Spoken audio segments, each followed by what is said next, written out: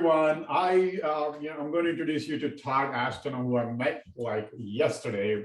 Amazing, person I met. He is doing awesome in tax liens. But I'll let him introduce himself.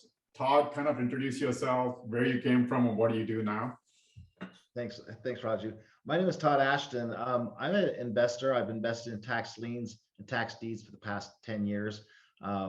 Before that, way back before, in 9/11, it's funny, this 20 years now, the anniversary, because right around that time, I was watching those late night infomercials on No Money Down, Robert Allen, No Money Down. And I thought I was in a pretty good position at the time.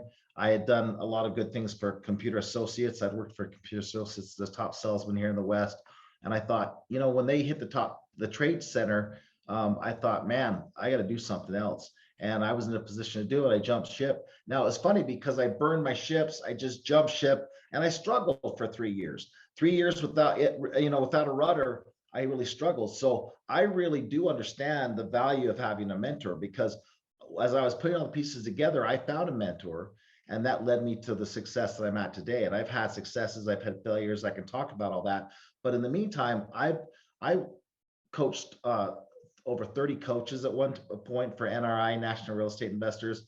I was one of the top coaches for U.S. Tax Lien Association, USTLA out of Sacramento. And I can go on and on about that. But I enjoy what I'm doing now. I invest in tax liens and I show people how to accelerate their gains very quickly through tax liens and tax deeds. Awesome info. So with that, let's get into that. Like, you have a system, like simple system, versus other people who teach tax liens, perhaps, or mentor people. So yes. Can you go into that a little bit, and how that can help people who want to get into that factor, and who should reach out to you?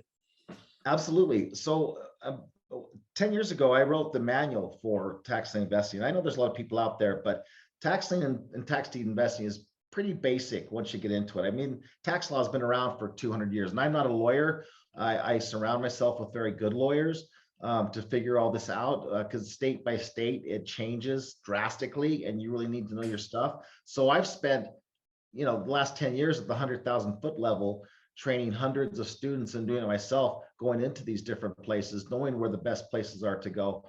But I found over time that you don't need to follow 14 steps. My predecessors taught a 14-step process. That's so convoluted. By the time you get into step 8 or 9, you're lost. There's so many moving pieces. So what I realized is there's really 4 steps to any type of investing. It's find, vet, evaluate, and verify. If you can find a deal, which is typically the hardest thing to do, and in my system, there's hundreds of opportunities, and then you can vet the area and decide, is this really an area that is going to bear fruit that I want to go into?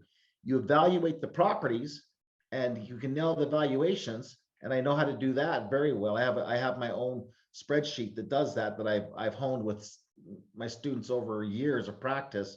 And then the last thing is verify. Tie it off, make sure that you verify everything you think you know, and then go ahead and pull the trigger and do it. So those 4 steps you can rapidly do over and over and over again.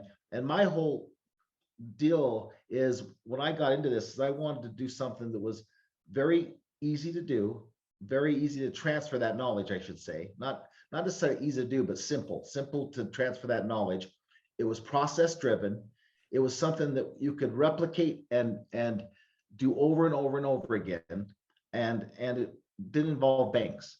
And I stumbled onto tax liens and deeds, and I never looked back. Now, who I look for now, it's funny. I used to have a lot of people that are my age. I'm 57 now. I know I only look 35, but no, I'm 57, but I've been around the block for a while. But I used to attract a lot of guys 45 and older who were looking to pad their retirement and had quite a bit of money to do a lot of crazy things with getting in at such a low price point and then making such incredible gains.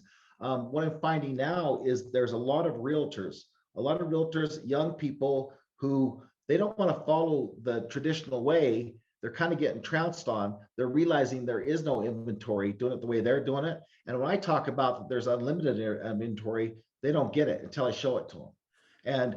And that's my key is I flipped the switch, I flipped the whole game on its head and said, man, we're going to do it this way. We're going to do it my way. And we're going to go behind the scenes, under the covers. You know, we're not going to follow the lemmings. We're not going to follow the crowd, but we're going to do it in such an effective way that we can get those gains very quickly within, say, 8, maybe 10, 12 weeks at the most, and do it over and over and over again and create a pipeline so that you can sustain those gains. Awesome. That's a great. So yeah, if you heard it, I mean, if you're a realtor, real estate investor, hey, you're looking for other options, tax liens, especially you know something about it. Maybe you don't know enough about it. So talk to Todd, reach out to Todd, and he can have a conversation because he likes to create a relationship before he gets into the coaching. Awesome, Todd. So with this great, you know, career you had, profession you had, you know, you created generated a lot of wealth. What still inspires you to get up and do what you do every day? You know, for me, it's all about legacy. I get chills when you ask that because I have a 6-year-old granddaughter, and I want her when she's 18. I want to be able to basically hand her the keys to the kingdom. Not so much that she'll be a trust fund baby, but give her the knowledge, give her the opportunity to start in an industry that she can get a toehold in at 18, have her LLC set up, have everything rocking so that she can step into it and manage it if she wants to. I'm not going to force her to do it, but the great thing about this is I want to do this for my grandkids, not just her. I have 6 grandkids now. I want to do it for all my grandkids, but she was the first one. And that's when I started to get this idea of I want to leave a legacy. My kids, I have 6 kids. They don't care what I do. They know that, hey, dad drives a nice car and lives in a big house and you know, seems to do well, travels a lot, but they have no interest in what I do. But my grandkids, I want to leave that legacy for them so that they can perpetuate that for my family. So one day, you know, they'll remember me as, hey, he was a great guy that had a lot of knowledge, that taught me a lot of cool tricks and helped me gain this knowledge so that I could change my life. Awesome. That's a great, inspiring indeed. Awesome, Todd. Well, yeah, you have a lot of experience investing and entrepreneurship. Obviously, you got a lot of tips and tricks, but you just have to share one tip. So what's the one tip you can share that has helped you, that can help others?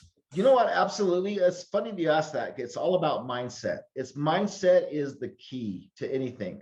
I told people years ago when I was doing a like a symposium. They were doing a 3-day symposium in Arizona. It was in Scottsdale, Arizona, and I remember the room was packed.